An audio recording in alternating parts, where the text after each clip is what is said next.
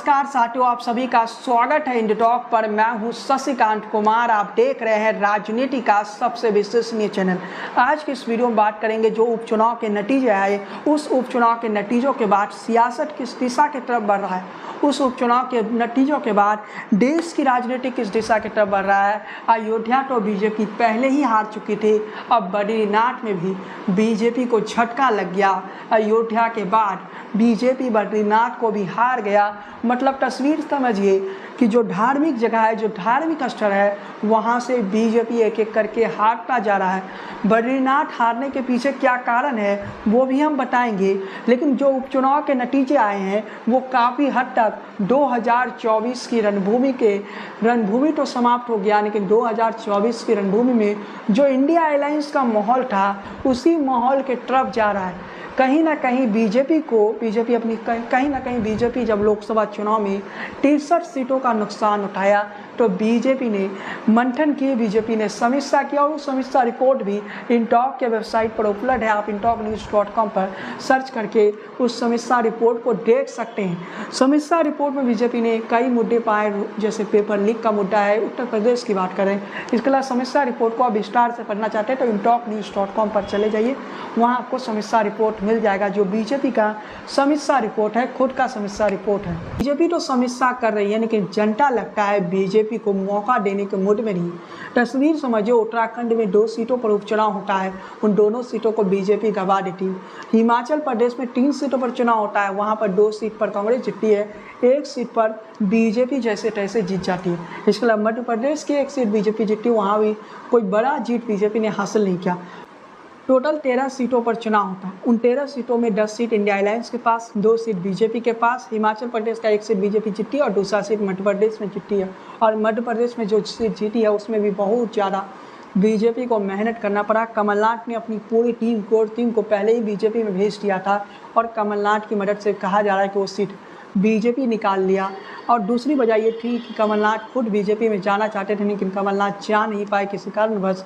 लेकिन उस सीट को अगर हम मध्य प्रदेश का ले तो वहाँ पर बीजेपी ने कोई बड़ा मार्जिन से जीत हासिल नहीं की, बस 3000 के वोटों से जीत पाई है। तो मतलब वहाँ भी बड़ा मार्जिन आप कह सकते हैं कि बीजेपी ने हासिल नहीं की। लेकिन जब हम बात करते हैं कि 10 सीटें, जब हम ये कहते हैं कि 10 सीटें इंडिया अलायंस जीता है और 2 सीटें बीजेपी जीती है और 1 सीट बिहार के पूर्णिया के रुपौली विधानसभा सीट का है, जहां शंकर सिंह जो कि एक निर्दलीय प्रत्याशी है वो जीत जाते हैं। टोटल 13 सीटों की तस्वीर को अगर हम देखें तो ममता बनर्जी ने एक बात कही, जो कि इन 13 सीटों में इंडिया अलायंस का जो वोट शेयर है वो 51% है, जबकि बीजेपी का वोट शेयर यानी एनडीए का वोट शेयर 46% है। बात को थोड़ा समझिए, ममता बनर्जी की इन बातों को समझिए।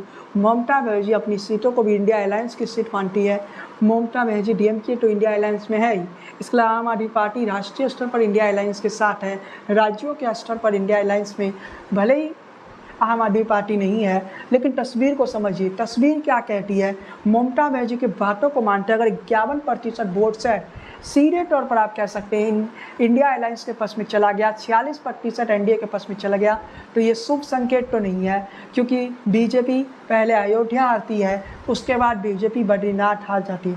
जो धार्मिक पहचान का केंद्र है उन सीटों को बीजेपी गंवा रही है। उससे पहले कांग्रेस नेता हरीश रावत ने एक टिप्पणी की थी बद्रीनाथ के हार पर। उस टिप्पणी को हम बता देते हैं। हरीश रावत ने कहा कि ऊपर वाला का प्रकृति अतिवाद का दंड देती है। भगवान राम की अयोध्या ने भी इंडिया ब्लॉक की जीत के ऊपर बद्रीनाथ में मिली इस जीत ने इस बात पर मोहर लगा दी, भगवान विष्णु ने कह दिया तथास्तु कांग्रेस। वो समय भी आएगा जब कांग्रेस केदारनाथ भी जीतेगी। राहुल गांधी शिव भक्त है और केदारनाथ का आशीर्वाद उन्हें मिलेगा। केदारनाथ भी कांग्रेस जीतेगी, तो इस बात से आप कहीं ना कहीं आप कह सकते हैं कि बीजेपी के नेताओं की नींद उड़ जाएगी। उपचुनाव के जब नतीजे आते हैं तो उपचुनाव के नतीजों में एक बात देखी जाती है साथियों, कि राज्य में जिसकी सरकार होती है उसके पक्ष में आता है। लेकिन इस उपचुनाव को आप देखेंगे तो बंगाल में ये बातें साबित हुई।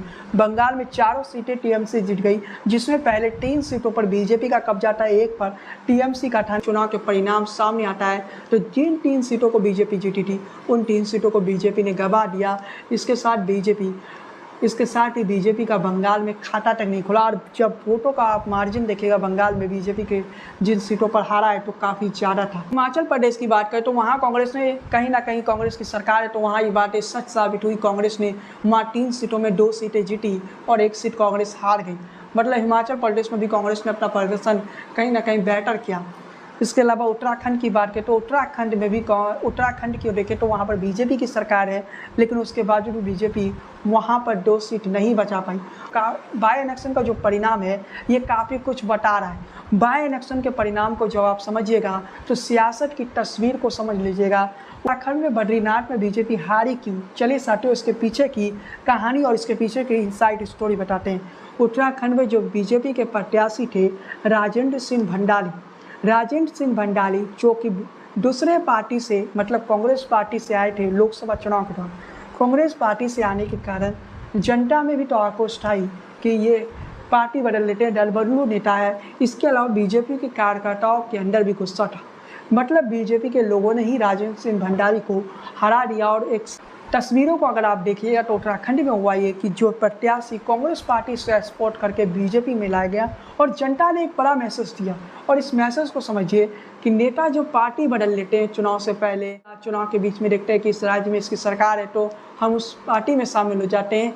ये गलती करने वाले नेताओं को उत्तराखंड की जनता ने बड़ा मैसेज कर दिया। और उत्तराखंड की जनता ने बड़ा मैसेज दे दिया कि अगर आप पार्टी बदलिएगा, अगर आप दल को अपने संगठन अपने पार्टी के साथ ईमानदारी नहीं बरतिएगा तो जनता आपको छोड़ेगी नहीं, उत्तराखंड की जनता आपको नहीं छोड़ेगी। और यही कारण रहा कि बद्रीनाथ में बीजेपी की हार हो गई। उत्तराखंड के जो मुख्यमंत्री है धामी वो भी नहीं चाहते थे कि राजेंद्र सिंह भंडारी को बीजेपी बद्रीनाथ से टिकट दे। इसके अलावा जो बीजेपी के प्रदेश अध्यक्ष वो भी नहीं चाहते थे कि राजेंद्र सिंह भंडारी को ये दायित्व मिले कि वो बद्रीनाथ से चुनाव लड़े। मतलब सीधे शब्दों में समझिए तो बीजेपी उत्तराखंड के जो बीजेपी के नेता थे उनमें से कोई नेता खुश नहीं था कि राजेंद्र सिंह भंडारी बीजेपी से चुनाव लड़े। कि राजेंद्र सिंह भंडारी वही नेता है जिनका एक बयान वायरल हुआ था, काफ़ी ज़्यादा वायरल हुआ था। इन्होंने ये कहा था कि बीजेपी पैसों से कांग्रेस के विधायकों को खरीद रही है। खैर बाद में इन्होंने खुद ही पार्टी बदल लिया। एक दिन पहले तक ये पार्टी बदलने के एक दिन पहले तक कांग्रेस के लिए कैंपेन कर रहे थे, अगले दिन ये पार्टी बदल लेते हैं। ये ऐसे नेता है और इन्होंने पार्टी बदल लिया, बीजेपी ज्वाइन कर लिया। लेकिन जनता समझदार थी और जनता ने कह दिया दल बदलू को हम मौका नहीं देंगे।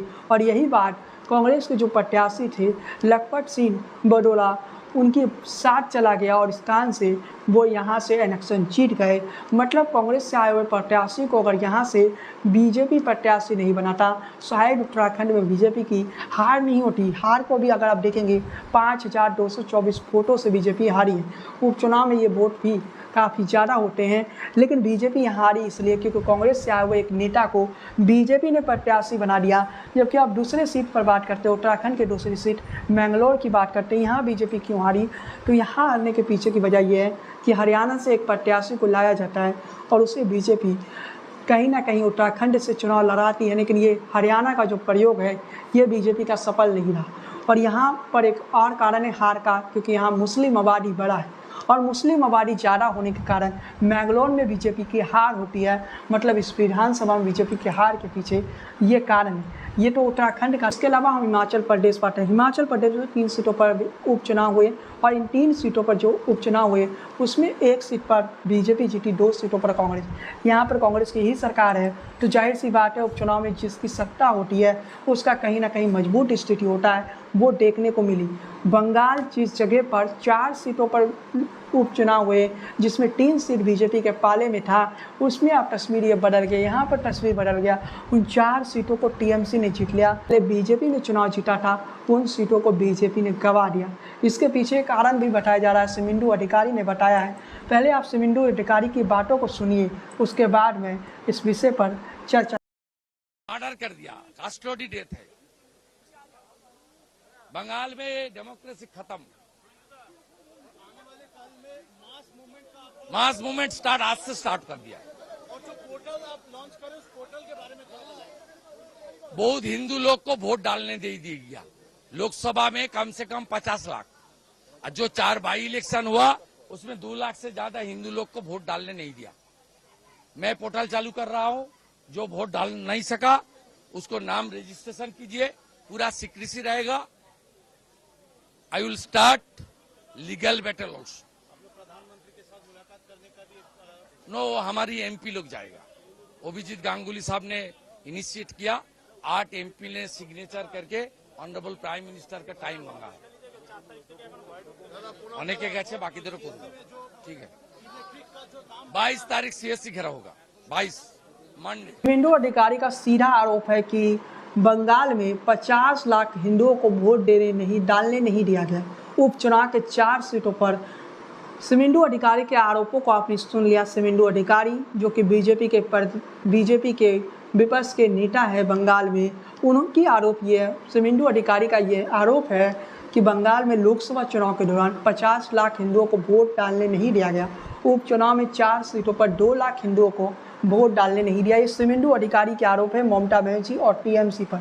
शुभेंदु अधिकारी एक पोर्टल भी शुरू कर रहे हैं जिसमें वो इस सारे जानकारी को लेंगे और कहीं ना कहीं वो सुप्रीम कोर्ट में चैलेंज करेंगे। ये शुभेंदु अधिकारी की बात है जो कि बंगाल में बीजेपी के विपक्ष के नेता है। और शुभेंदु अधिकारी के इन बातों के बाद आप बंगाल की तस्वीर को समझ सकते हैं, बंगाल की सियासत की तस्वीर को समझ सकते हैं। ये बीजेपी का आरोप है, इस आरोप में कितनी सच्चाई है ये हम नहीं जानते हैं। शुभेंदु अधिकारी की तरफ से ये आरोप है और शुभेंदु अधिकारी ने जब ये आरोप लगाया ममता बनर्जी पर तो कहीं ना कहीं ममता बनर्जी पलटवार करेगी। 1 या 2 दिनों में ममता बनर्जी का रिएक्शन आएगा। लेकिन जो तस्वीरें बंगाल से आई कि बंगाल में 4 सीटों पर बीजेपी ने गंवा दिया। इसके अलावा हिमाचल प्रदेश की बात करें तो वहाँ 3 सीटों में 2 सीट बीजेपी ने गंवा दिया। उत्तराखंड जहाँ बीजेपी की सरकार थी वहाँ कोई नहीं रोकने वाला था, वोटर को बीजेपी अपने वोटरों को भेज सकता था। उस उत्तराखंड में बीजेपी दोनों सीट हार जाता है। 13 सीटों में 10 सीट जो है वो इंडिया अलायंस के पास में गया, तो 2 सीटें बीजेपी के पास गया, 1 सीट निर्दलीय के पास गया। और जो निर्दलीय प्रत्याशी जीते हैं, पूर्णिया की हम बात कर लेते हैं। पूर्णिया के रुपौली में शंकर सिंह जो कि निर्दलीय जीते हैं 8,246 वोटों से। वो किसे हराते हैं? जेडीयू के प्रत्याशी कालाधर प्रसाद मंडल को हराते हैं। बीमा भारती एक बार फिर से पिक्चर में नहीं रही। बीमा भारती का हालात बुरा हो गया उसी विधानसभा सीट पर जिस विधानसभा से पिछले 4 बार से बीमा भारती विधायक थी। तो पूर्णिया के जो नतीजे हैं वो भी काफ़ी कुछ बता रहा है। पहले पूर्णिया में एक निर्दलीय व्यक्ति को सांसद चुना गया, अब एक निर्दलीय नेता को, एक निर्दलीय प्रत्याशी को कहीं ना कहीं पूर्णिया की जनता ने विधायक चुन लिया है। और पूर्णिया एक बड़ा मैसेज दे रहा है। और बिहार की सियासत को समझिए, क्या लालू प्रसाद यादव, क्या तेजस्वी यादव और नीतीश कुमार के चेहरे से जनता थक चुकी है। जनता क्या कोई नया विकल्प खोज रही है? अगर नया विकल्प खोज रही है तो उसमें पीके कितना फिट होंगे, प्रशांत किशोर की पार्टी कितना फिट होगी, क्योंकि प्रशांत किशोर का जो सपोर्ट था वो इस निर्दलीय कैंडिडेट के साथ था, शंकर सिंह के साथ था।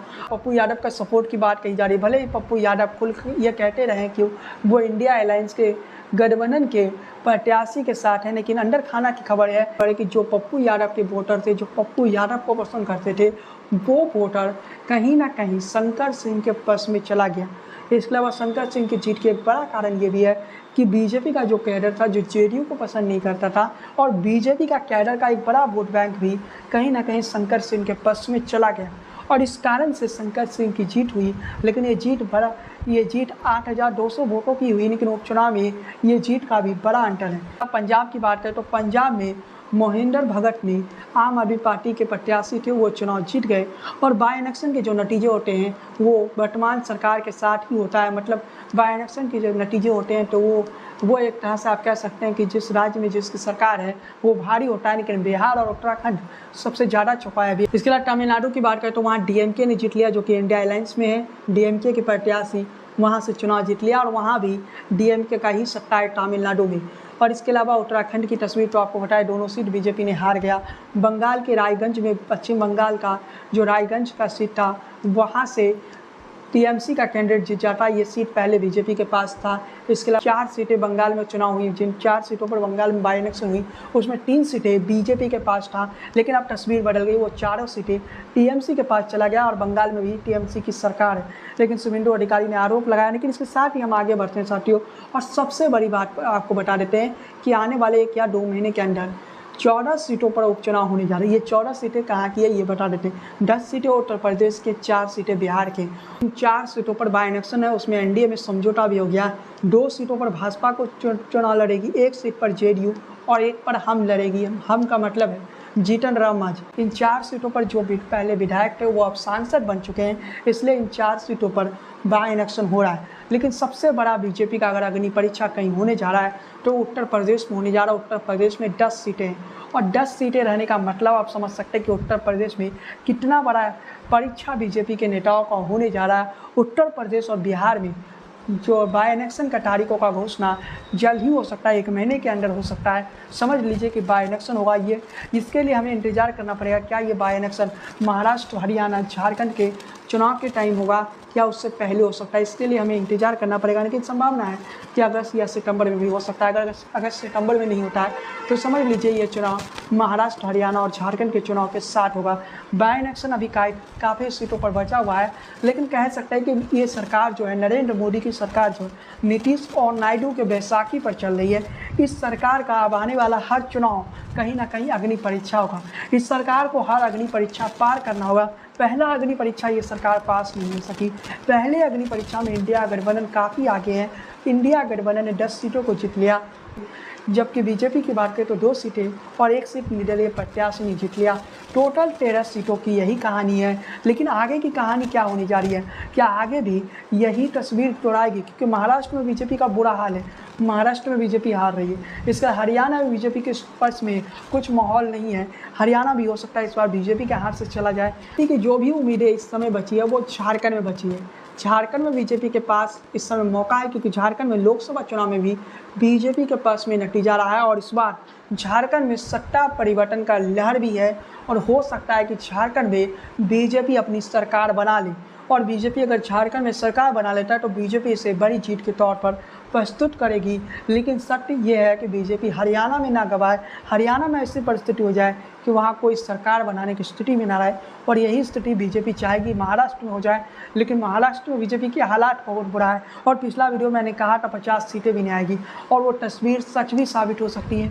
वैसे 3 महीने का समय है और बीजेपी पूरा प्लान कर चुका है कि महाराष्ट्र को किसी भी तरह से जीतने का, और हो सकता है उद्धव ठाकरे को बीजेपी अपने साथ जोड़ ले। लेकिन इंतजार करना पड़ेगा कि महाराष्ट्र में आगे क्या होता है, महाराष्ट्र की तस्वीर क्या होगी। अगर महाराष्ट्र, हरियाणा और झारखंड से पहले इन सीटों पर, ये जो 4 सीट बिहार का है, 10 सीटें उत्तर प्रदेश का, यहाँ पर चुनाव हो जाता है और ऐसा परिस्थिति हो जाए कि इन सीटों पर माहौल जो है वो इंडिया अलायंस का बन जाए तो तस्वीर पूरी तरह से बदल जाएगा। और कहीं ना कहीं महाराष्ट्र, हरियाणा और झारखंड के चुनाव से पहले इंडिया अलायंस अपने पक्ष में माहौल बना सकता है। लेकिन यहाँ पर ये कहानी हो जाता है कि उत्तर प्रदेश में 10 सीट बीजेपी जीत जाता है और बिहार में 4 सीटें एनडीए जीत जाता है, तो कहीं ना कहीं बीजेपी के लिए राहत की सांस होगी और बीजेपी महाराष्ट्र, हरियाणा और झारखंड से पहले माहौल बना सकता है। लेकिन ये चुनाव कब होने वाला है इसके लिए हमें इंतजार करना पड़ा। खैर साथियों, आज के इस वीडियो को हम यहीं समाप्त करते हैं। चैनल पर पहली बार आए तो सब्सक्राइब कर लीजिए, बेल आइकन की घंटी को बजाना बिल्कुल ना भूलिए, फेसबुक पेज को फॉलो कीजिए, लाइक कीजिए, बने रहिए इन टॉक के साथ। जय हिंद, वंदे मातरम।